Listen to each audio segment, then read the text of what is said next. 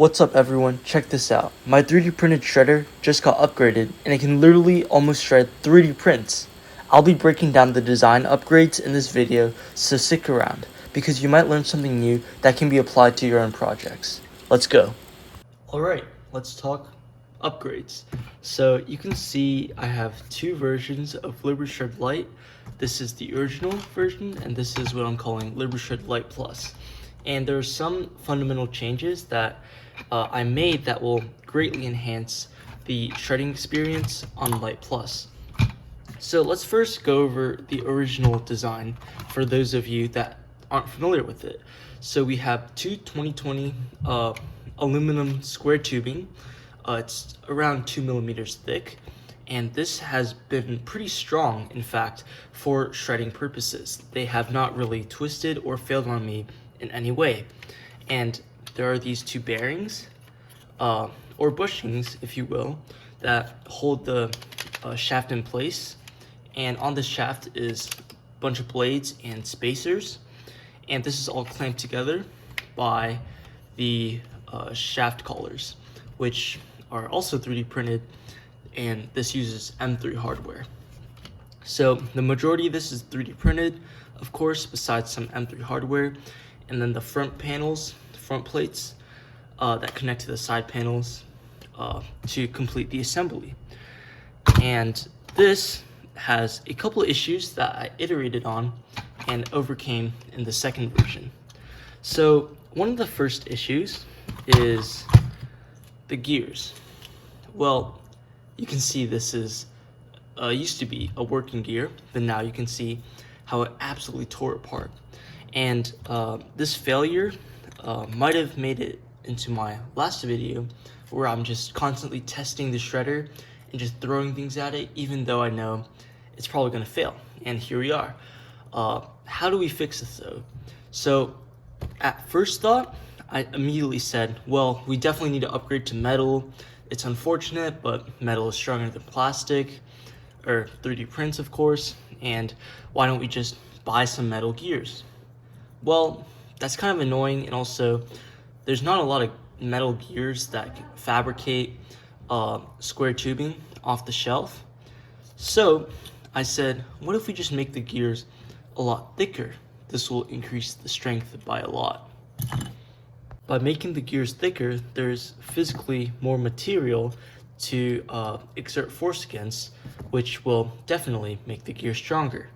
Well, this led to a second issue. Well, consequently, from this thicker gear is mounting onto the gearbox. So this is the mount that will mount onto the gearbox that I've been experimenting with in the past couple of videos, and it mounts onto an aluminum extrusion frame. And before, the shredder would mount like this onto the gearbox, like so. And we had these M5 by 30 millimeter screws spanning from this end of the mount all the way to the shredder, like so. And notice how the M5 by 30 millimeter screw is pretty much this long. And if we have extremely thick gears, the M5 by 30 screw won't be able to span the entire distance. At first thought, of course, you could say, well, why don't we just get a longer screw? But sometimes that's not feasible, and I'd like to keep this design within common lengths, so not super long. So I ended up creating a different solution. So this is the Lite Plus, and you can see the gears will fit inside this little container here, and I've put these little holes for screws to go in from one side, and then screws can go in the opposite direction this way as well. So what this does, it enables shorter screws to be used, although you're going to need 2 times as many screws. However, this enables us to use shorter screws, but also in the future, if we want to make the gear even thicker, we can do so simply by extending this little carriage and making sure the dimensions line up. Awesome. So we've gotten the gears taken care of, and now let's talk about the blades and shaft collars. So these are shaft collars, and this is one I have just lying around. And the mechanism is quite simple. It clamps down onto a shaft using a set of M3 screws and nuts, a set of 2. And when you tighten the pair down, the screw pulls in on the nut and then consequently squeezing together on the shaft. So this worked pretty well, keeping the entire assembly of the bearing blades and other bearings sandwiched together like so. But during extreme shredding, there's a lot of stresses, and what happens is these shaft collars will tend to slide out. No matter how hard you tighten them down, they will end up eventually sliding out, which is very unacceptable because that creates like room for the part to slide through like so. Instead of shredding it into little bits, it'll simply be crushed and manipulated into whatever this slop is. So what we want is small uniform particles instead of this one big piece. And this is probably the biggest change from the Light to the Light Plus, because now what we're doing is putting the bearings on the inside of the 2 front and back panels, I should say. So what this does now is, now we can remove the shaft collars, and this entire assembly is forcing it together directly through the M3 fasteners that fasten the front panel to the side panel. And what I'm hoping this does is it pushes the blades and washers together a lot more and prevents it from sliding apart during the shredding process. Intuitively, this should be an incremental upgrade, because in order for the blades to come apart, this entire front panel needs to come apart, and the front panel is fastened by 4 of these screws, whereas with the shaft collars, it simply needed just a little bit of force and just to overcome the friction of the clamping force. So this should be good, but we need to test it. And now let's move on to another area of improvement. And that area of improvement is this. So these belong onto on the absolutely massive gearbox I made, and this incorporates a very important principle of designing 3D printed parts, is that when you design the parts, the thicker the better, especially when you're putting them through a very high stress application. So first thing, when the gearbox experiences a lot of stress, the shafts tend to push apart, which in turn flexes this entire structure. Now I've added this little bridge here to span the 2 shaft holders, so that shouldn't be happening at all. And also from my previous design, I made the walls a lot thicker, and one workaround to the mounting, because I don't want to have super long screws. See how thin this is? All you got to do is just create a cutout so that the same exact length of screw can fit in no problem. So this is basically a win-win in all areas. So this should be another incremental improvement. So now all that's left to do is chuck this onto the gearbox and go test it out. All right, this is the absolutely massive gearbox. That's my hand for scale, and we might want to call it chonk gearbox due to how big it is, but to illustrate my point, I installed the new heavy-duty shaft holders onto the gearbox, and these are the ones that I initially had installed, but I took them off. So just to show you how they tended to bend, you can see if I flex it like this, see how the shafts move outward, and that causes a little bit of disengagement. So this is way too thin and way too flimsy, but the thicker ones shouldn't have that issue. So now what I'm gonna do is probably try to install the shredder. And what's really nice is it uses the same exact mounting hole pattern, so nothing really changed there. And yeah, so let's go do that soon. But real quick, I just want to do a quick plug of my store, az3dp.org, where I'm selling these designs. And for now, I'm only selling the original version, but the Lite Plus is coming out soon. And my goal is to create an upgradable experience where you can not only have a shredder, but upgrade it along the way. And I've also got laser cut metal blades coming soon, so be sure to stay tuned for that. And the best part about the Lite Plus and the Lite Original version is that all you need to do is print out 2 more parts, maybe 3 if you count the casing and just make new gears. But otherwise, it's very upgradable, and that's a pro of the design. The shredder is very upgradable, and that is one reason why nowadays, in the climate of nothing being upgradable and repairable, you should support this little project going on. And also, it's proudly made in the United States of America. And also, do you know what else is made in the US?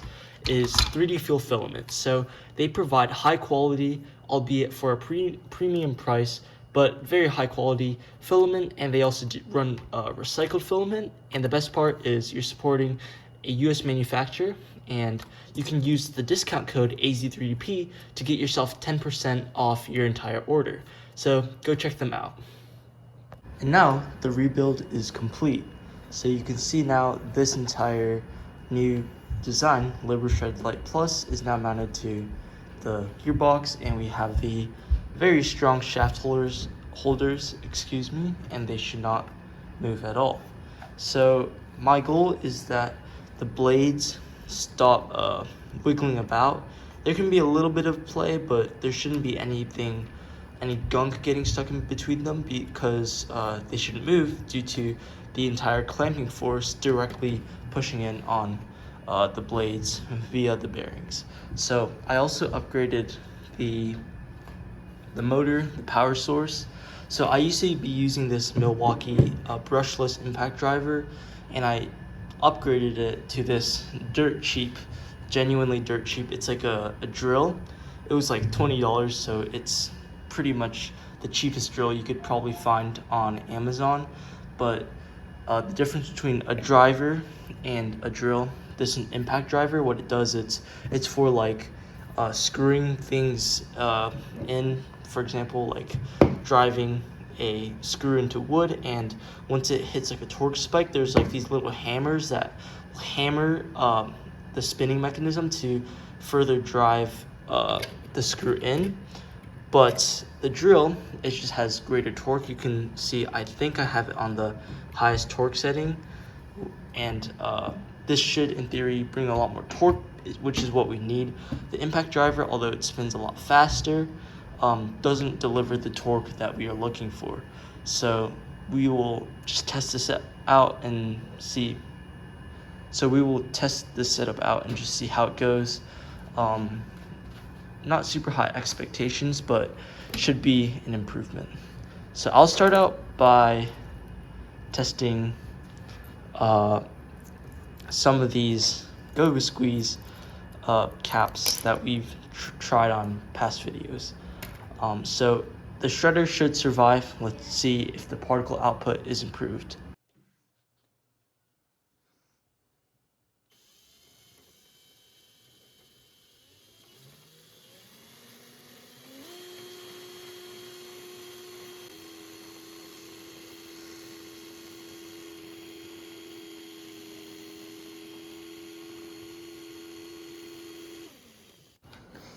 Okay, so it went through.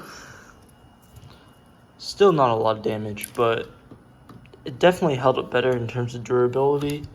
I still haven't bothered, but I need to print out better, tighter tolerance spacers, because right now I made the stupid mistake of having them too big of a tolerance, and when you're shredding super thin parts like these, it literally just fits right through. So it really doesn't make the fine particles that we're looking for.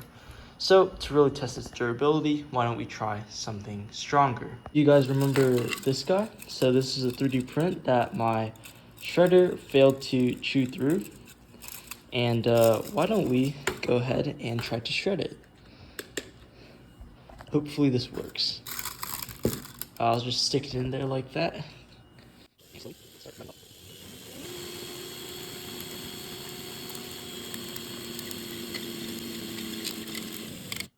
Do you guys see that? It's almost through, but I'm hearing some cracking. Let's try to finish this. I wanna see if this can work. Frick, bro. Darn it, we were pretty close actually. Pretty close. You can see that we got a good amount of bite, and I think some did manage to come through shredded, but this is looking really good. Just a couple reprints up here, and we might be able to shred our first 3D print with this entire gearbox and without a hand crank. So I'll catch you in the next one. So this guy snapped, but the good news is it was printed with super low infill, and you can see it's pretty much just hollow, so it's pretty obvious that it would snap. So I reprinted it with quite stronger settings, and we can try to shred this guy again. Hopefully this time it goes through, but you never know, so we'll see. And I almost forgot, I need to tighten down the shaft color so that this gear won't move back and forth.